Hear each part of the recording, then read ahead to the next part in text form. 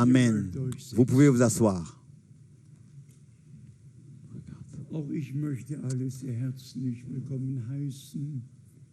Je voudrais aussi vous saluer tous, que le Seigneur nous bénisse et qu'il soit avec nous, particulièrement tous ceux dans les différentes langues qui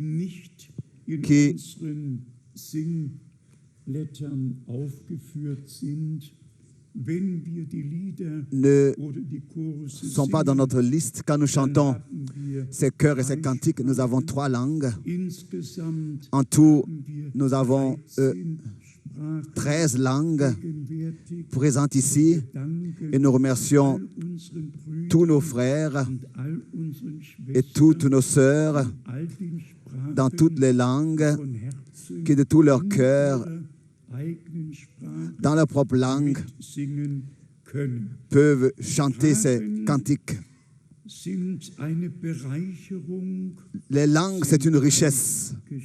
C'est un cadeau, un don. On doit seulement faire attention qu'il n'y ait pas un esprit national qui s'infiltre. Et en ce moment, ça je le dis ouvertement,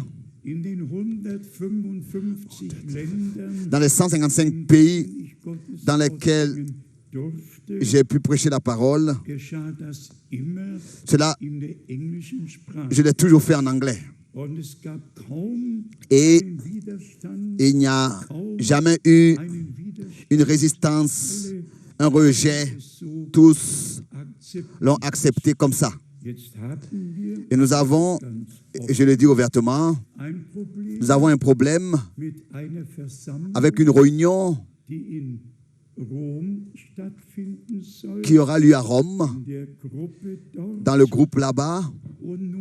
Et j'entends pour la 2e fois que la langue allemande à Rome n'est pas acceptée. Oui. Que la langue allemande à Rome n'est pas acceptée. Et la raison est la suivante. Il y a déjà un Allemand là-bas qui parle allemand, et ça c'est Ratzinger, donc le pape. Et bien sûr, ça ce n'est pas simple, n'est-ce pas, de décider ce qui doit être fait. Je suis toujours prêt à prêcher en anglais. C'est la meilleure langue pour la prédication de la parole qui existe sur terre. Mais s'il n'y a pas de traducteur, alors qu'est-ce qu'on doit faire? Nous demandons vraiment aussi que dans ce cas, l'Esprit de Dieu conduise et que tout ce qui est humain reste éteint et que seulement l'Esprit de Dieu reçoive ce qui lui revient de plein droit avec chacun de nous, et cela dans toutes les langues, etc. Qu'est-ce que les différents hommes en pouvaient? Un Jan Hus à Prague, un Luther en Allemagne et un Zwingli en Suisse, un Wesley en Angleterre. Qu'est-ce qu'ils en pouvaient?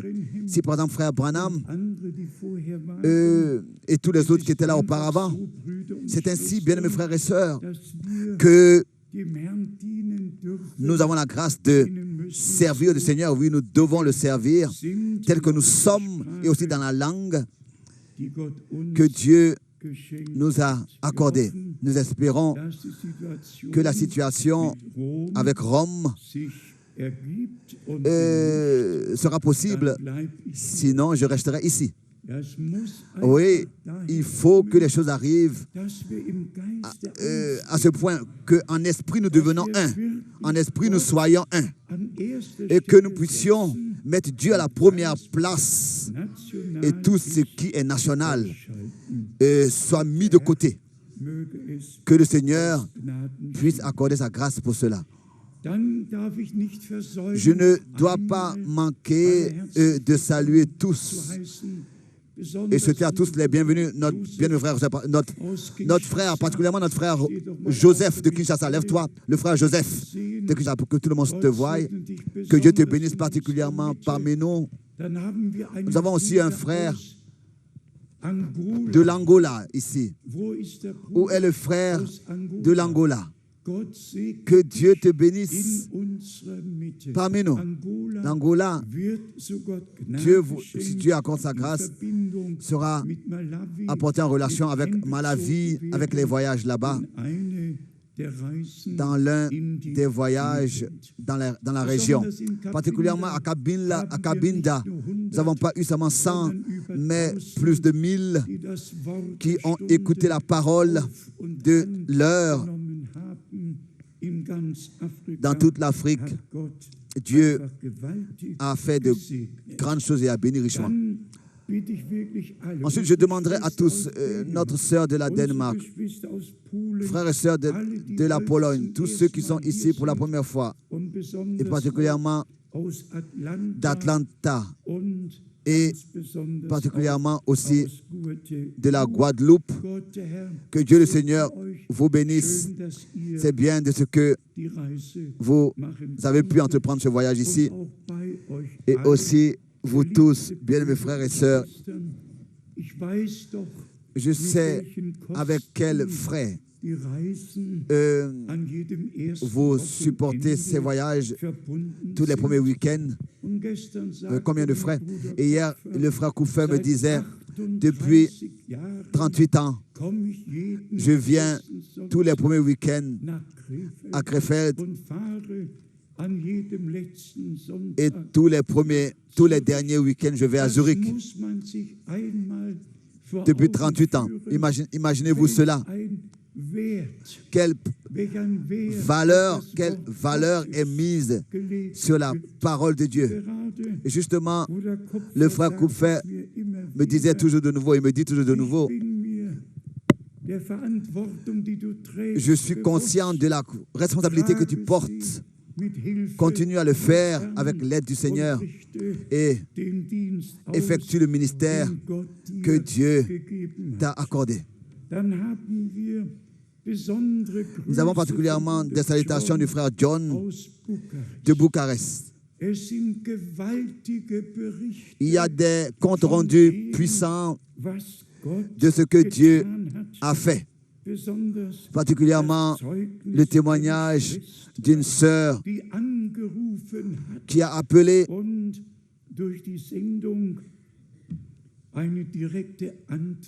et qui ainsi par l'émission a reçu une directe réponse et a consacré sa vie au Seigneur. L'émission de télévision en Roumanie. Nous avons un appel de l'Hongrie.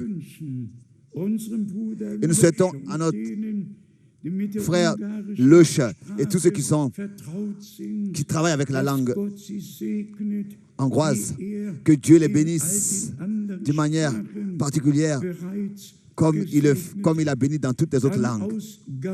Ensuite du Gabon et de Turin et du Burkina Faso, des salutations fraternelles, et aussi du Congo, et ensuite de la capitale de la Côte d'Ivoire, Abidjan, des salutations fraternelles, ensuite de Klausenburg, de l'Ourche, nos frères saluent fraternellement. Ensuite, une requête de prière d'une sœur, Anna, que nous devons apporter au Seigneur dans la prière. Des salutations de Brazzaville, salutations de l'Angola encore, et encore des salutations. Un frère a appelé de l'Angola et a remercié et disait, nous avons suivi en direct, nous avons vu en direct et nous avons compris l'importance des choses actuelles dans le royaume de Dieu. Ensuite, notre frère Eric de l'Afrique du Sud, frères et sœurs de Ottawa, du Canada, et encore de Johannesburg et encore de la Nouvelle-Zélande. Tous nos frères et sœurs sont liés avec nous tous. Et nous saluons tous de tout notre cœur dans le monde entier.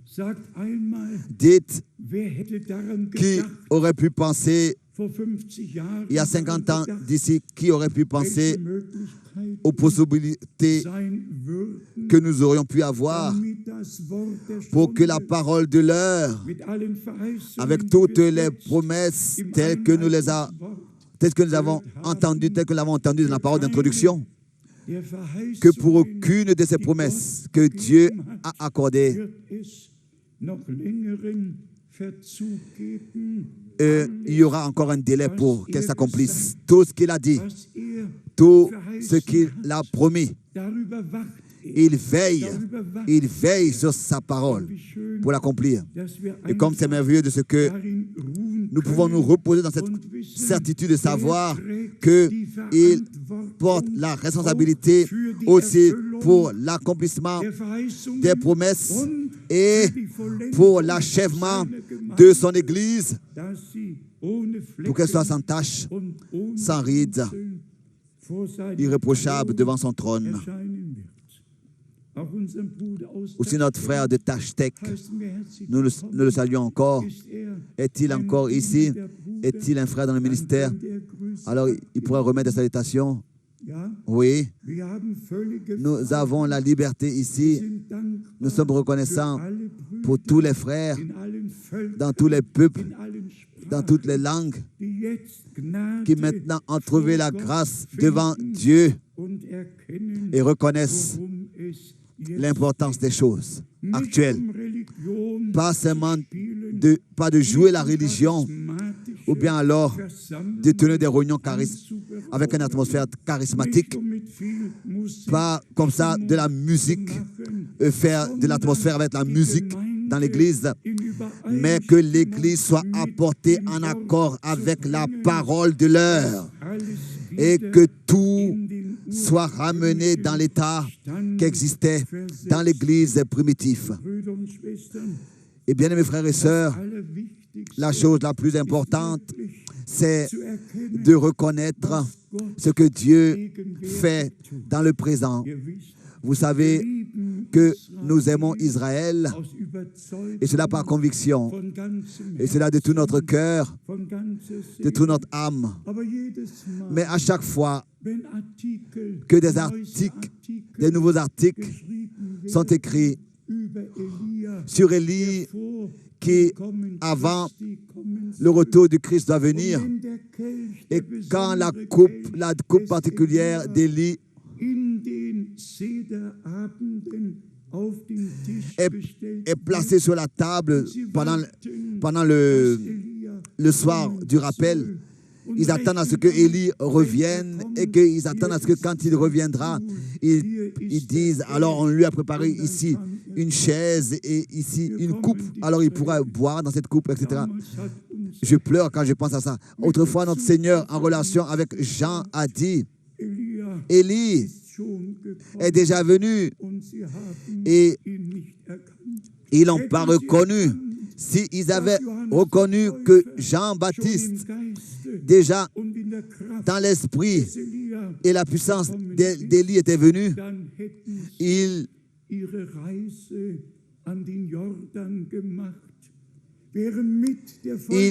seraient aussi allés au Jourdain. Ils seraient aussi venus de la Judée et de Jérusalem pour écouter le message de l'heure. Autrefois, s'ils avaient reconnu cela. Celui qui manque l'écoute du message de l'heure, il manque l'accomplissement des promesses qui sont contenues dans la Bible pour cette époque. Et c'est justement l'importance des choses actuelles, de prendre part à l'accomplissement de la parole de Dieu. Et je vais vous lire cela. Ce qui a été dit par le Saint-Esprit directement au commencement du ministère de Jean-Baptiste. Ça, nous l'avons ici dans Luc, dans l'évangile de Luc. au premier chapitre, et c'est pour moi très important de voir comment est-ce que Dieu a mis l'accent là-dessus, que son peuple, qu'à son peuple, cette information divine soit transmise, de ne pas interpréter, pour que les Écritures ne soient pas interprétées, mais qu'elles soient considérées dans son accomplissement. Luc chapitre 1, à partir du verset 67. 67.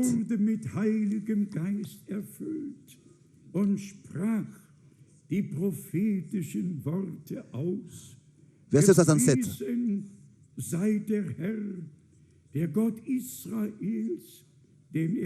Zacharie, son père, fut rempli de cet esprit et il prophétisa en ces mots.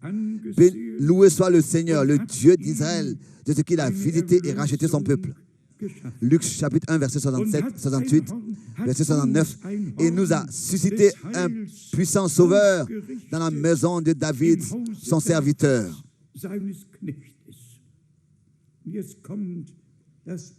Et maintenant arrive la chose particulière. Verset 70. Comme il avait annoncé par la bouche de ses saints prophètes des temps anciens.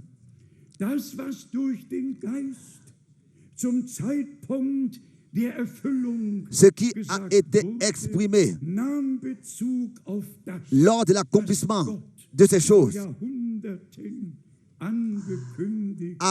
ce qui a été prononcé lors de l'accomplissement de ces choses a fait mention de ce que Dieu avait annoncé à l'avance dans sa parole. Et c'est ainsi que le peuple de Dieu a été amené dans l'état actuel, dans le royaume de Dieu, autrefois. Au verset 72, c'est ainsi qu'il manifeste sa miséricorde envers nos pères et se souvient de sa sainte alliance. Que cela n'est pas merveilleux? Et se souvient de sa sainte alliance.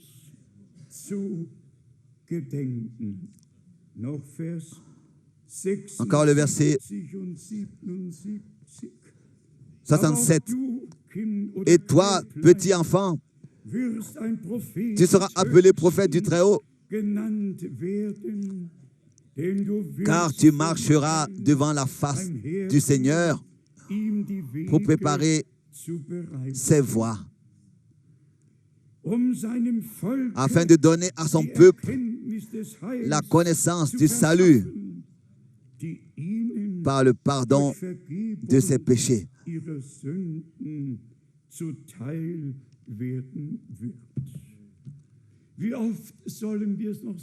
Combien de fois nous devons encore le dire, bien-aimés frères et sœurs? Le Nouveau Testament a commencé avec l'accomplissement de ce que Dieu, dans tout l'Ancien Testament, avait promis.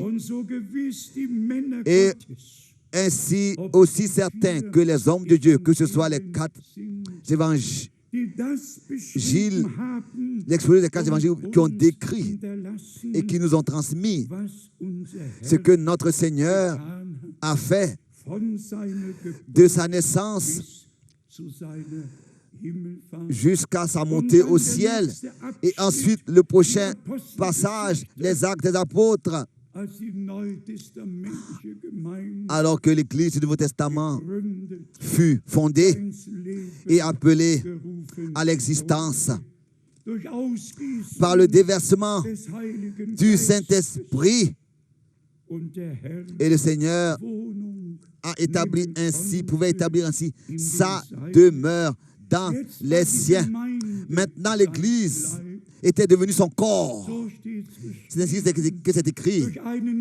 Par un seul esprit, nous avons été tous baptisés dans un seul corps pour former un seul corps. Et nous sommes membres les uns des autres. 1 Corinthiens, chapitre 12.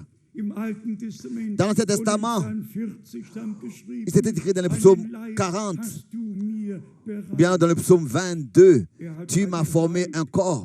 Il avait un corps ici sur cette terre Et je voudrais le dire clairement. Il était avant dans le jardin d'Éden. Il marchait dans le jardin d'Éden. Il était Seigneur déjà auparavant. Dans tout l'Ancien Testament, il s'est révélé aux prophètes. Mais il est devenu fils pour que nous, en tant que fils et filles de Dieu, nous puissions être ramenés dans cette position perdue par la chute de l'homme. C'est peut-être raison qu'il est écrit. Il vous a aujourd'hui, vous est né Christ, le Seigneur, dans la vie de David. Il n'y a qu'un seul Dieu et ce seul Dieu unique s'est déjà dans tout l'Ancien Testament révélé en tant qu'ange de l'Alliance. Il est venu d'abord à Abraham, à 3, et les 2 anges qui l'accompagnaient sont allés à Sodome et le Seigneur est resté avec Abraham, l'Éternel avec Abraham, et il a dit, comment est-ce que je pourrais cacher à Abraham tout ce que je me suis proposé de faire. Dans tout l'Ancien Testament, le Seigneur s'est révélé. Dans le Nouveau Testament, la parole, le logos d'Abar est devenu chair et a habité parmi nous, et nous avons vu sa gloire. C'est merveilleux de savoir que Dieu est unique et est constitué d'une seule personne. C'est pour cette raison qu'il est écrit déjà du premier serment.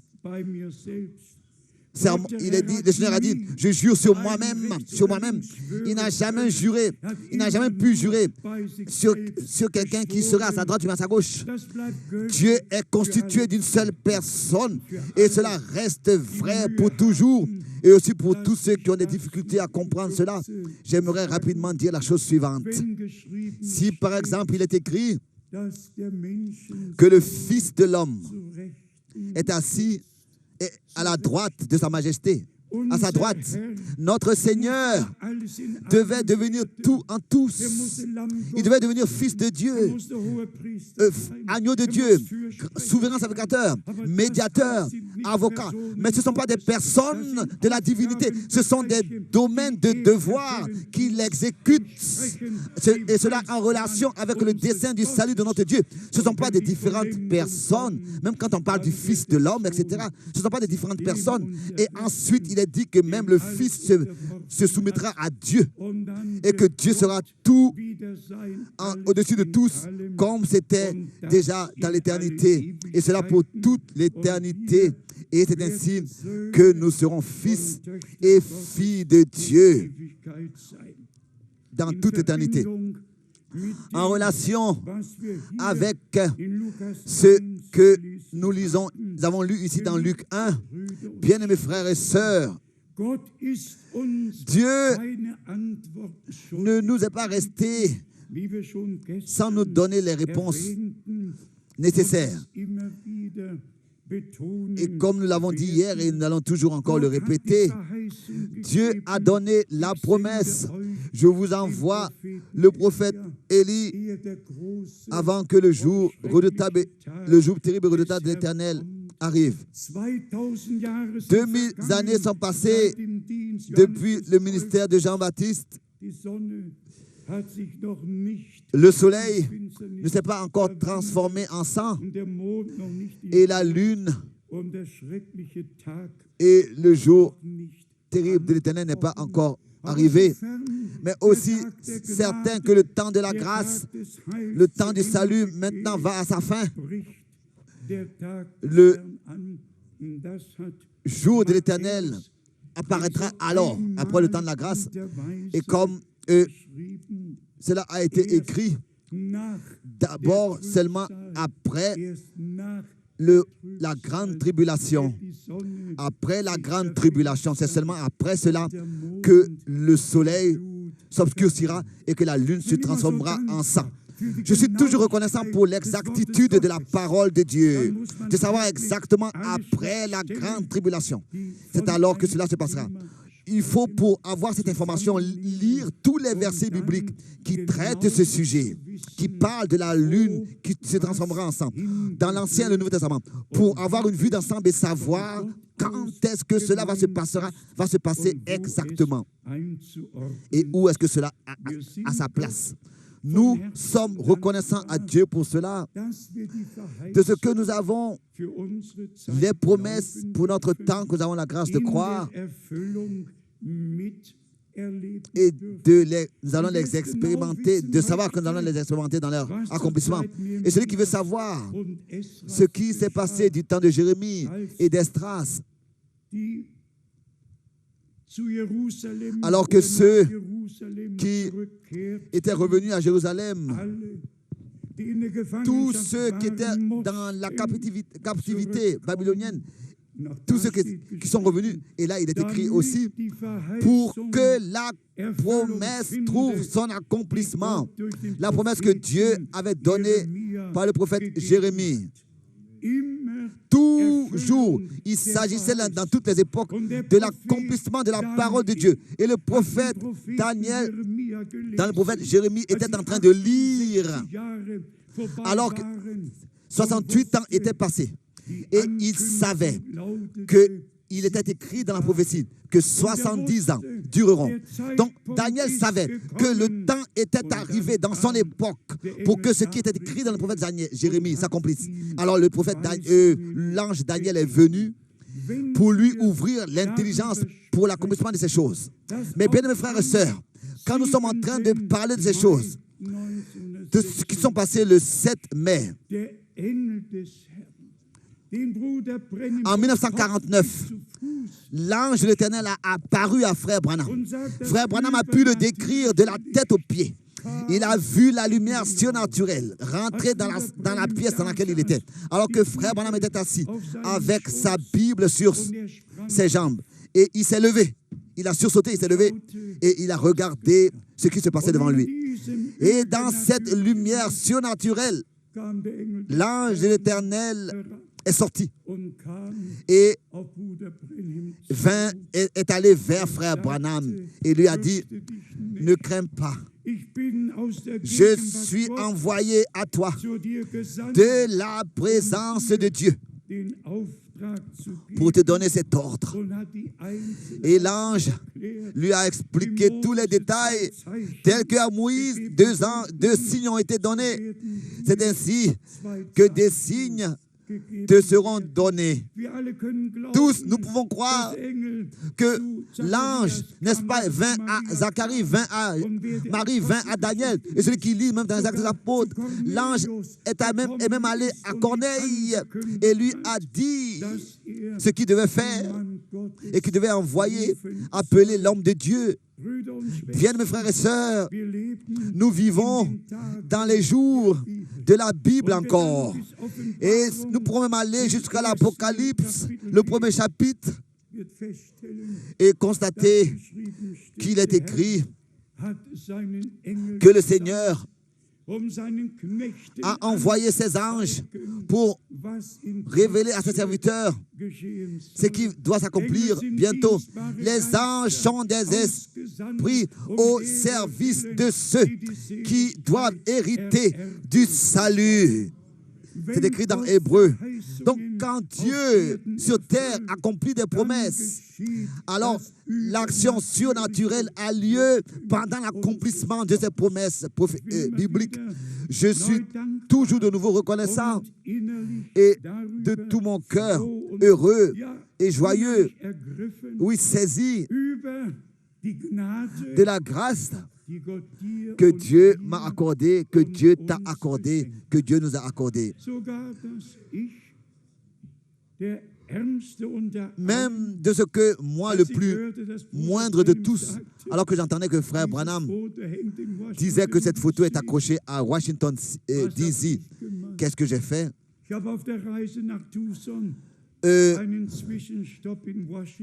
Vers le voyage à Houston, j'ai fait une escale à Washington. Et voilà, c'était un jeudi matin, à peu près vers 11h15, j'étais donc devant ce grand bâtiment, Hall of Art, en allemand, Galerie des Arts. Et j'ai vu cette photo telle que Frère Branham l'a dit qu'elle est accrochée dans ce musée, dans cette Galerie des Arts. Et je l'ai tenue dans ma main. Et j'ai dit, je pourrais même dire à l'époque au Seigneur, maintenant, tu me laisses aller en paix, car mes yeux ont vu. C'est une chose seulement de répéter ce que quelqu'un a dit, ou bien alors d'être témoin vivant de ce qu'on a nous-mêmes vu et entendu. Si par exemple Jean, l'apôtre, écrit ce que nous avons vu, ce que nous avons entendu, ce que nous avons touché de nos propres mains, c'est ce que nous annonçons. Oui, j'ai tenu de mes deux mains à l'endroit dans cette galerie d'art. J'ai tenu dans mes mains ce que Frère Branham avait dit. Ce que Dieu a fait n'a pas eu lieu dans un coin caché sur terre. Cela a eu lieu en grand public, devant tout le monde. Et particulièrement quand ce docteur John Lacy a reçu cette photo, c'est-à-dire le négatif. C'était l'homme, la plus grande personnalité dans le FBI à l'époque, dans le FBI aux États-Unis, n'est-ce pas, pour examiner les documents douteux. Et ensuite, il a, le 29 janvier, il a donné ce compte rendu que cette lumière-là a dû être frappée par l'appareil, par l'objectif. Sinon, cette lumière n'aurait pas pu être prise en photo. Elle a dû sûrement être sur la tête de cet homme. Donc, quand Frère Branham est en train de parler de cela et dit dans les réunions, maintenant la lumière est suspendue sur cette personne, et maintenant la lumière est suspendue sur cette personne. Maintenant, il y a un autre qui vient et qui dit que c'est vraiment la preuve, et c'est quelqu'un qui n'est pas croyant, hein, qui sonde, qui examine les documents douteux et qui rend son témoignage que cela est vrai. Alors, ici, Dieu a confirmé l'envoi de son serviteur le prophète. Nous voulons ici lire plusieurs versets bibliques rapidement. Commençons avec Romains, le chapitre 8.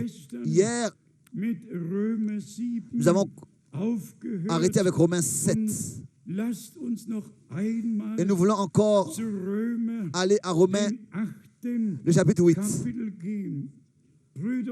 Bien, mes frères et sœurs, et s'il vous plaît, croyez-moi, le temps est là où l'action surnaturelle de Dieu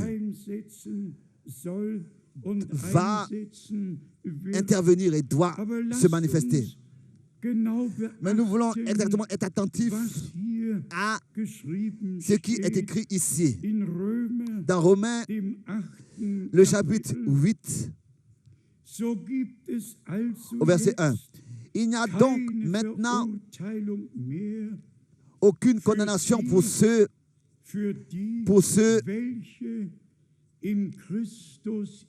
qui sont en Jésus-Christ. En anglais et en français, ici il est encore écrit directement après cela, pour ceux qui ne marchent pas selon la chair, mais selon l'esprit.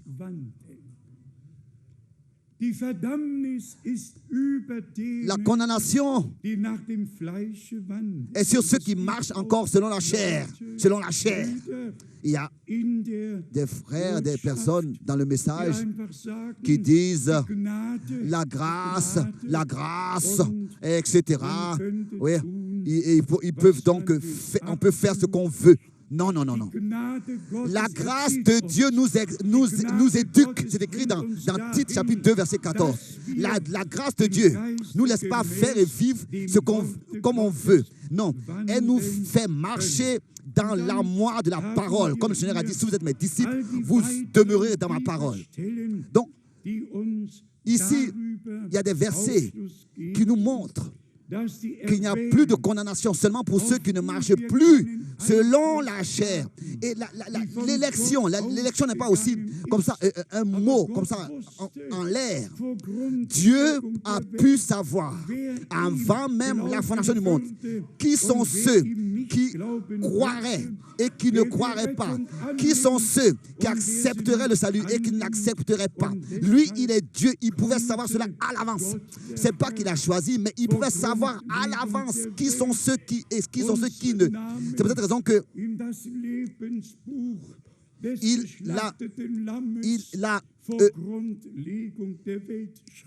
il a pu écrire leur nom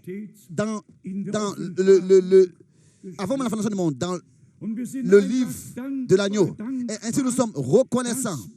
Nous sommes reconnaissants. C'est pour cette raison que la grâce nous fait marcher et nous fait marcher dans le miroir de la parole de Dieu.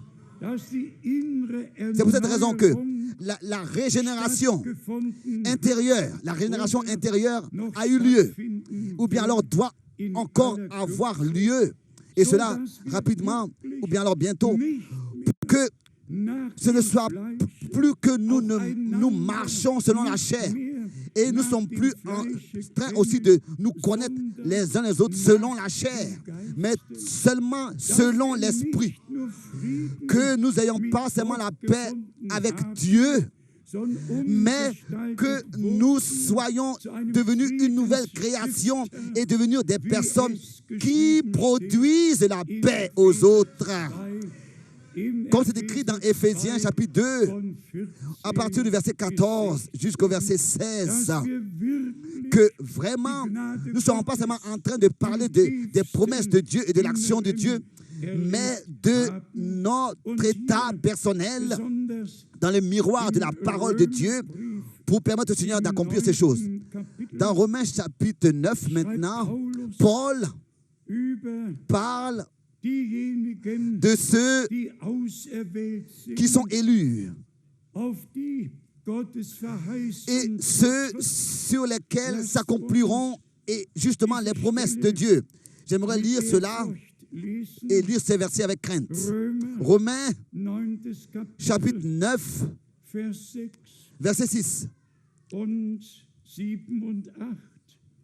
6, 7 et 8. Romains 9. Ce n'est point à dire que la parole de Dieu soit restée sans effet. Romains 9, verset 6. Car tous ceux qui descendent d'Israël ne sont pas Israël. Ce ne sont pas tous ceux qui descendent d'Israël, qui sont d'Israël, sont Israël. Alors directement, il vient à parler de la chose, donc du noyau. Et il dit ici, au verset...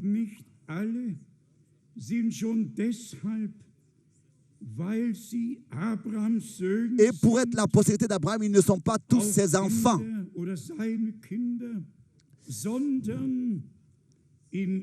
Mais il est dit, en Isaac sera nommé pour toi une postérité. Abraham avait beaucoup d'enfants. Après Isaac, il y a eu encore Ketura, il a eu encore 6 fils avec elle. C'est écrit encore comme ça dans Genèse, le chapitre 25. Mais Abraham a, n'est-ce pas, dit,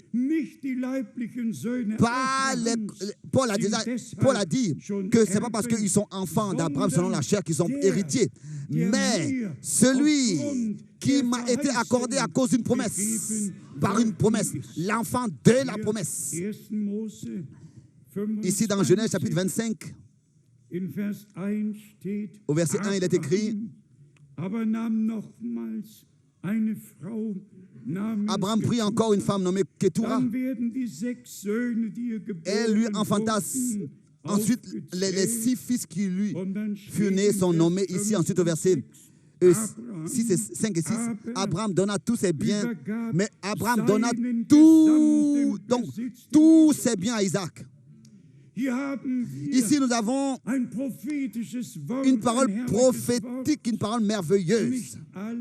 Pas tous les enfants de Dieu, d'Abraham, ont hérité d'Abraham, mais seulement un seul, c'est-à-dire le fils de la promesse, le fils que Dieu lui a promis. Tous étaient des fils d'Abraham, mais lui, il était le fils promis.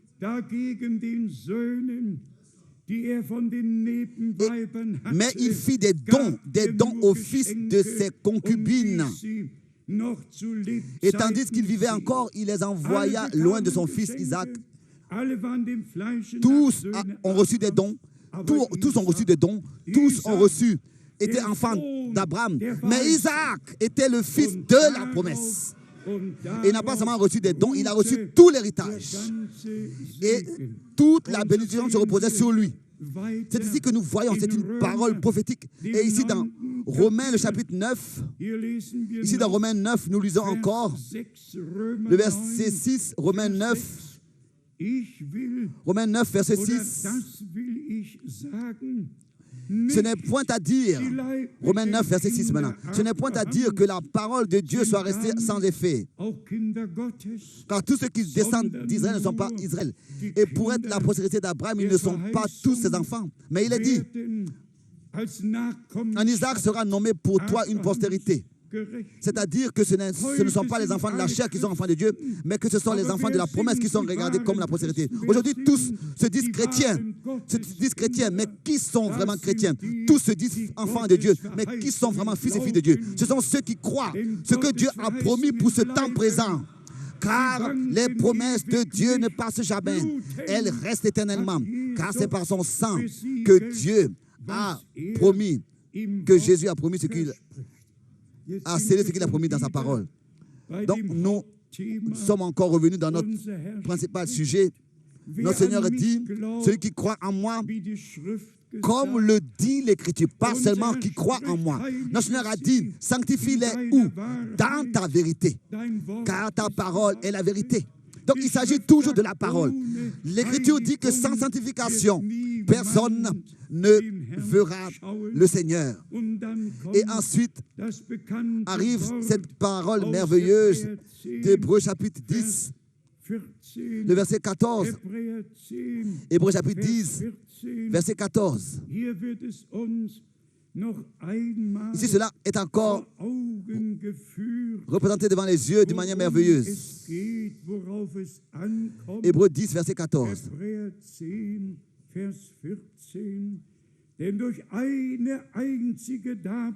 Car par une seule offrande, il a amené à la perfection pour toujours ceux qui sont sanctifiés.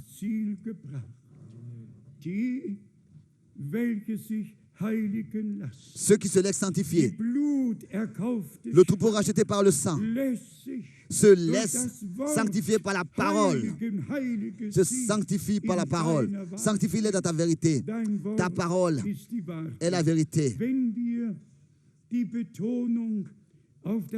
Si nous mettons l'accent sur la parole de Dieu qui demeure éternellement, alors ce n'est pas parce que nous le voulons, mais c'est parce que nous le devons. C'est parce que nous le devons.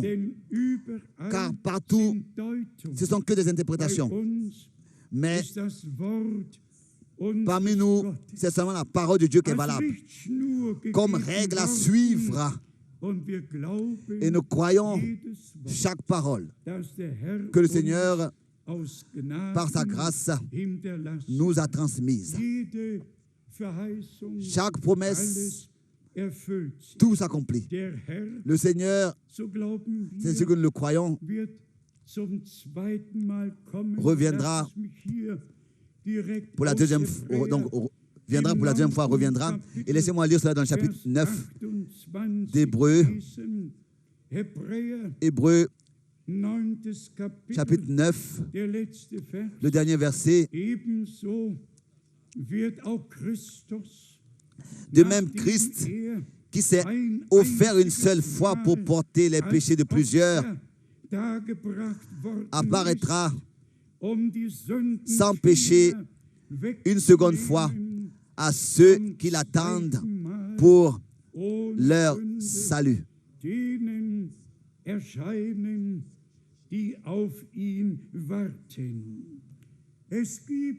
Il y a une église épouse qui attend l'époux. L'appel à sortir signifie et veut dire, voici, et dit, voici l'époux vient.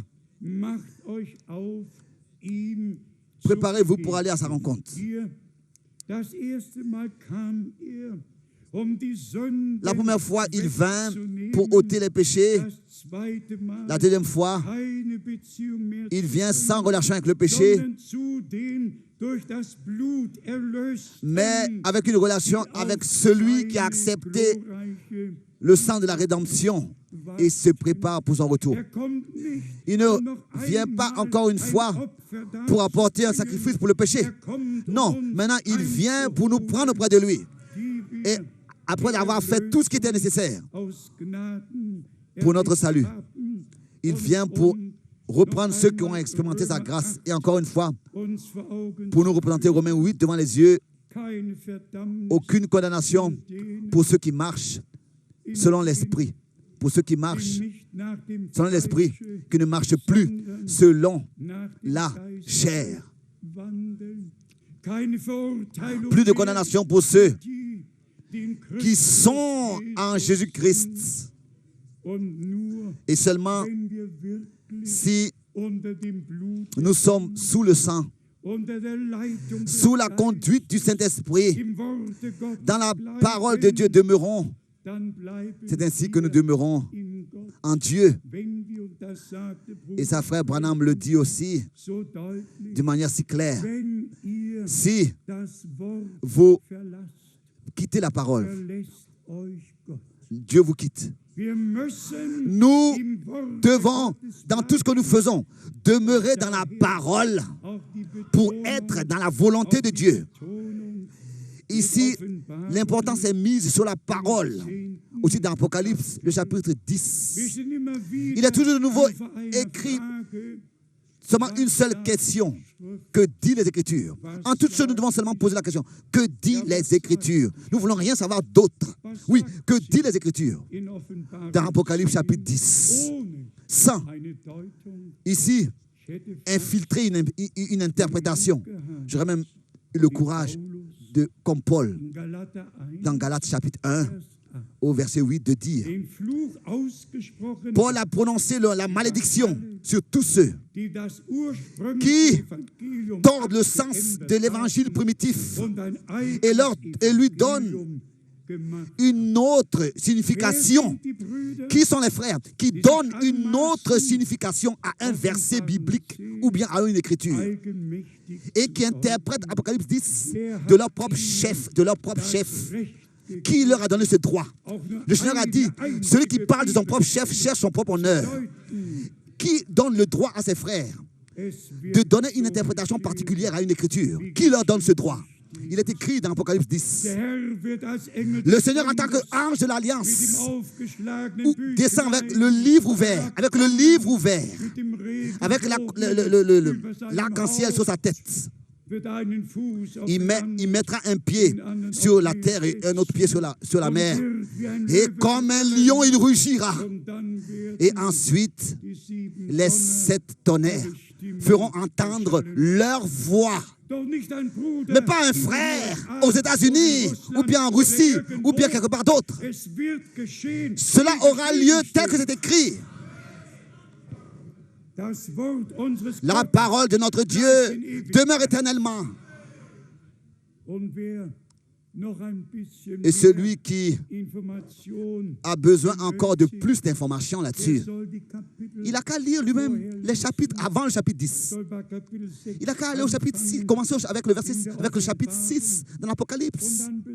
Particulièrement le chapitre 8 et le chapitre 9, il n'a qu'à lire d'abord ces versets où les premiers 6 anges de trompette ont sonné de la trompette et ont annoncé, et les jugements sont venus sur la terre. Du chapitre 6 au chapitre 9. Et ensuite, il est fait l'annonce au chapitre 10 que quand le 7e ange, 6 avait déjà au chapitre 8 et 9 sonné de la trompette. Et ensuite, l'annonce est faite dans le futur. Quand le 7e ange sonnera la trompette, alors le mystère de Dieu sera accompli tel qu'il a révélé à ses serviteurs les prophètes. Ensuite, nous allons au chapitre 11, où l'annonce avait été faite au chapitre 10. Et nous voyons au chapitre 11, au verset 15, que le 7e ange sonne la trompette. Et ensuite, laissez-moi vous lire cela, ce qui ensuite est écrit. Je lis cela encore une fois avec la question. Qui a le droit aussi de changer le sens des citations de frère Branham, de les utiliser, de les sortir de leur contexte et de les faire partir dans son programme? Je ne vais pas me louer là-dessus, mais j'ai prouvé dans ces 49 ans passés que chaque parole de Dieu qui est prêchée, qui a été prêchée, qui a été enseignée, qui a été écrite, qui a été éditée, je n'ai rien besoin de corriger. Pas une lettre circulaire, pas une prédication, pas une brochure a besoin d'être corrigée. Parce que nous avons fait que prêcher ce que la parole de Dieu dit. Et les choses restent ainsi pour toute éternité. Je peux vous montrer ici dans la Bible, de l'Apocalypse, le chapitre 11, que quand le 7e ange de trompette exécute son mandat, alors le royaume, le millénium est établi. Pas l'enlèvement, s'il vous plaît, pas l'enlèvement, mais le règne de 1000 ans est ici proclamé. Chapitre 11 d'Apocalypse, verset 15. Et ici, quand il sonne la trompette, ce n'est pas l'enlèvement qui a lieu, mais le règne de 1000 ans. Ici, le 7e ange sonne la trompette. Et il y eut dans le ciel de fortes voix qui disaient: le royaume du monde est remis à notre Seigneur et à son Christ. Et il régnera en tant que roi pour toute éternité, au siècle des siècles. On n'a pas besoin d'interpréter cela, hein? Et de ne pas donner non plus une interprétation particulière. C'est déjà assez clair écrit ici, c'est clair, assez clair. Si encore je fais cette remarque, que tous les frères qui avec leur propre interprétation là apparaissent et parlent de leur propre chef et commettent des divisions parmi le peuple de Dieu, ils sont sous l'inspiration d'un faux esprit. Le Saint-Esprit conduit, rassemble le peuple, unit le peuple. L'Esprit de Dieu unit le peuple. Un esprit qui divise, ce n'est pas l'Esprit de Dieu. L'Esprit de Dieu unit le peuple de Dieu. Si ce qui est prêché divise, ça veut dire que ce n'est pas l'Esprit de Dieu. Et des gens, des frères qui veulent avoir raison, ce n'est pas non plus l'Esprit de Dieu. L'Esprit de Dieu conduit dans le dessein du salut de notre Dieu et unit les frères, unit le peuple de Dieu. En cet endroit, nous prions pour que tous ceux qui se sont égarés retrouvent le chemin pour revenir au Seigneur et à sa parole. Parce que nous vivons encore dans le temps de la grâce. Je le répète encore une fois et je le dis ouvertement. Tous, n'est-ce pas? Et écoutez bien s'il vous plaît, tous ceux qui trompent les gens et qui égarent et qui parlent de leur propre chef pour le faire. Ils disent, oui, le prophète l'a dit. Ils lisent plein de citations, le prophète l'a dit. Pas un seul d'eux a dit. C'est ce que la parole de Dieu dit. Pas un seul de ses frères l'a dit. C'est écrit dans la Bible. Ils disent, le prophète. Pour moi, le prophète a dit ce qui est écrit dans la parole de Dieu. Pour moi, le prophète a déjà dit ce qui était déjà écrit dans la Bible. Et si ce que le prophète a dit, nous ne le trouvons pas dans la Bible, ça veut dire qu'on a mal compris. Et ce que je dis maintenant ne va pas plaire. Mais frère Branham, de son époque, ne pouvait pas encore mettre les choses à leur place comme cela est possible maintenant, aujourd'hui. Car aucun prophète rend témoignage de lui-même. C'est seulement après que le ministère est achevé que Dieu nous a conduits pas à pas. Nous a donné la vue d'ensemble sur ces choses. Et je le dis, si Paul, le frère Paul et le frère Pierre et le frère Branham, aujourd'hui, étaient ici dans cette salle-ci, ils allaient tous se réjouir et bien se sentir, tous. Ils diraient tous, écoutez, ça c'est exactement ce que j'ai dit, parce que c'est la parole du Seigneur. Nous pouvons avec vérité dire, avec véracité dire que nous ne sommes pas des gens qui ont suivi des fables habilement conçues. Oui, oui, habilement conçues. Mais non, nous avons suivi la parole prophétique. C'est elle que nous suivons. Elle brille comme une lumière dans des yeux obscurs. La lumière merveilleuse, la parole merveilleuse de Dieu, nous la considérons dans son accomplissement. Nous avons toujours dit la partie de l'évangélisation, de l'enseignement et de la prophétie. Tout nous a été révélé dans ces derniers temps par Dieu. Et il a utilisé Frère Branham, il a envoyé pour justement rétablir tous les enseignements bibliques sur la divinité, sur le baptême d'eau, sur l'élection, sur la prédestination, sur la justification, sur l'enlèvement, sur tout, le baptême de Saint-Esprit. Tous ces enseignements ont été rétablis. Et ainsi, Dieu nous fait savoir ce qu'il veut que nous sachions. De ce que maintenant, nous devons revenir au commencement. C'est pour cette raison que ce qui a été prêché au commencement nous est prêché aujourd'hui, pour que nous puissions revenir à l'état qui existait au commencement. Et nous pouvons seulement remercier Dieu pour ce qu'il a fait dans notre temps, en nous tous et en beaucoup qui appartiennent à l'Église épouse. Et cela sur toute la terre. Je le répète encore une fois, et cela dans toute l'humilité. Avons-nous servi le Seigneur? Avons-nous porté la parole prophétique? Avons-nous bibliquement bien mis le ministère de Frère Branham à sa place? Avons-nous compris ce qui lui a été dit? C'est-à-dire que le message qui lui a été confié sera précurseur du retour du Christ. Sera précurseur, c'est écrit. C'est ce qui lui a été dit. Et nous voyons que le message maintenant est précurseur, est prêché dans le monde entier avant le retour du Christ. Qui aurait pu aujourd'hui s'imaginer que de 88 pays actuellement, aujourd'hui, en direct, les frères et sœurs peuvent suivre en ligne. Ça, c'est la grâce de Dieu pour que aussi s'accomplisse ici que l'évangile du royaume de Dieu sera prêché à toutes les nations comme un témoignage. Et celui qui croit sera appelé à sortir. Celui qui croit, c'est ainsi que cela lui sera révélé, cet évangile lui sera révélé, c'est ainsi que la foi est l'accès à la grâce de Dieu. Et nous vivons dans l'abs du temps le plus important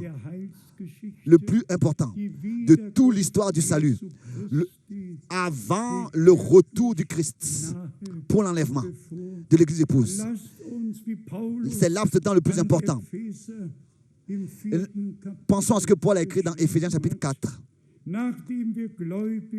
Après que nous soyons devenus croyants et que nous soyons dépouillés du vieil homme et que nous ayons revêtu le nouvel homme qui est créé selon la justice et la sainteté de Dieu, et que notre langue ne soit pas allumée par le feu de la gèse, comme c'est écrit dans Galates, dans Jacques chapitre 3, et aussi dans Romains chapitre 3, il est écrit comme un poison de vipères, comme leur langue, c'est écrit dans Romains 3. Mais comme le jour de la Pentecôte, cela a eu lieu, que notre langue, il est écrit que des langues leur apparurent, distribuées donc comme du feu qui se reposa sur chacun. Et ensuite, ils ont commencé à parler en autre langue, tel que l'Esprit leur donna de s'exprimer. Avant d'être rempli du Saint-Esprit, la langue a été consumée. Vous pouvez lire dans Actes chapitre 2.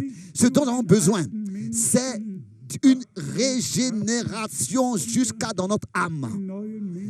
Et de nous dépouiller, de nous être dépouillés du vieil homme et d'avoir revêtu l'homme nouveau, où les choses anciennes sont passées, où nous pouvons dire ce n'est plus moi qui vis, mais c'est Christ qui vit sa vie par moi.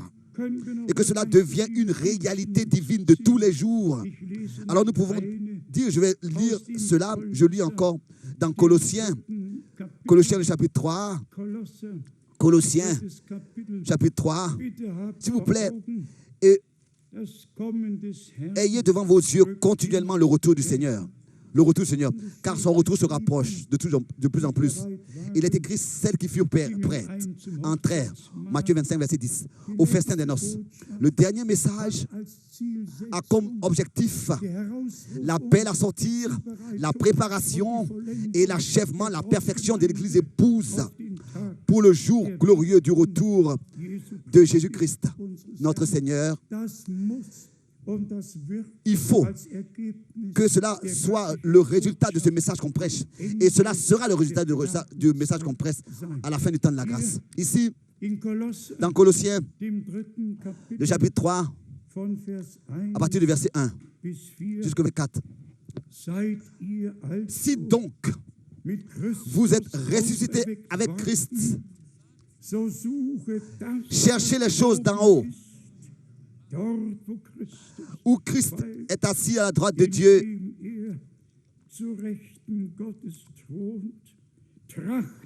Affectionnez-vous aux choses d'en haut et non à celles qui sont sur la terre, car vous êtes morts et votre vie est cachée avec Christ en Dieu. En allemand, si Christ, votre vie, paraît, alors vous paraîtrez aussi avec lui dans la gloire. Si lui, dans notre vie, il paraît, il est manifesté.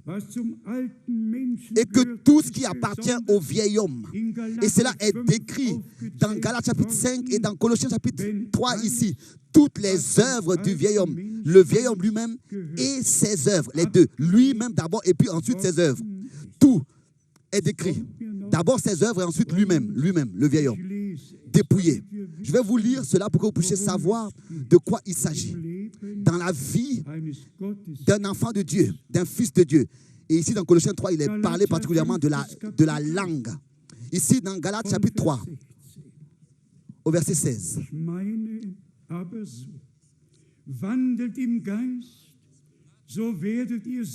Galates chapitre 5, verset 16. 5, verset 16. Je dis donc, marchez selon l'esprit et vous n'accomplirez pas le désir de la chair. Car la chair a des désirs contraires à ceux de l'esprit.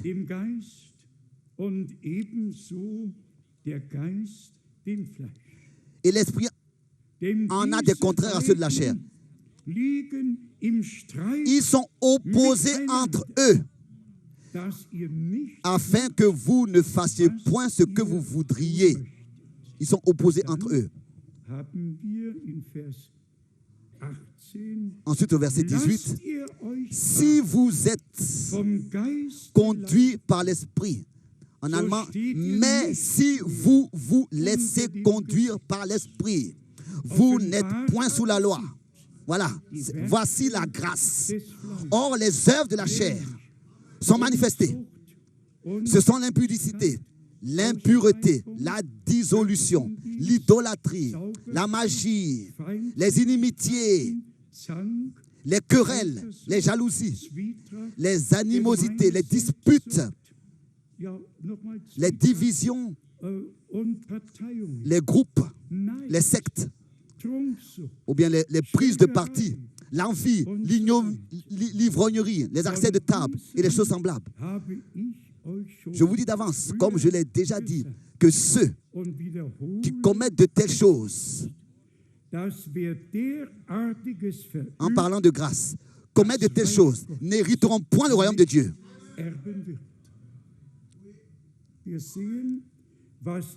Nous voyons ce qui doit être dépouillé. C'est écrit concrètement ici comme une liste. Le Seigneur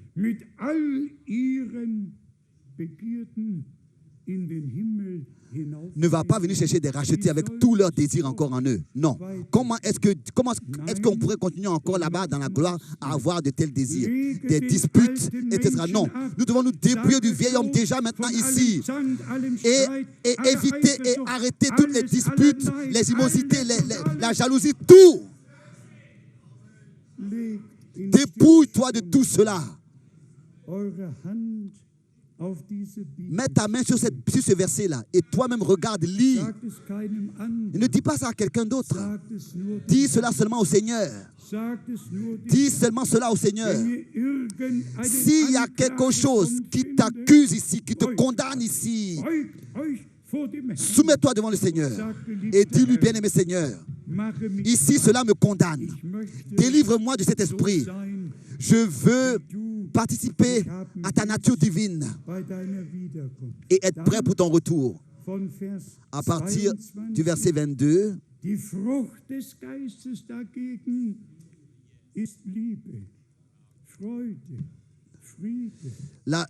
mais le fruit de l'esprit, c'est l'amour, la joie, la paix, la patience, la bonté, la bénignité, la fidélité, la douceur, la tempérance. La loi n'est pas contre ces choses.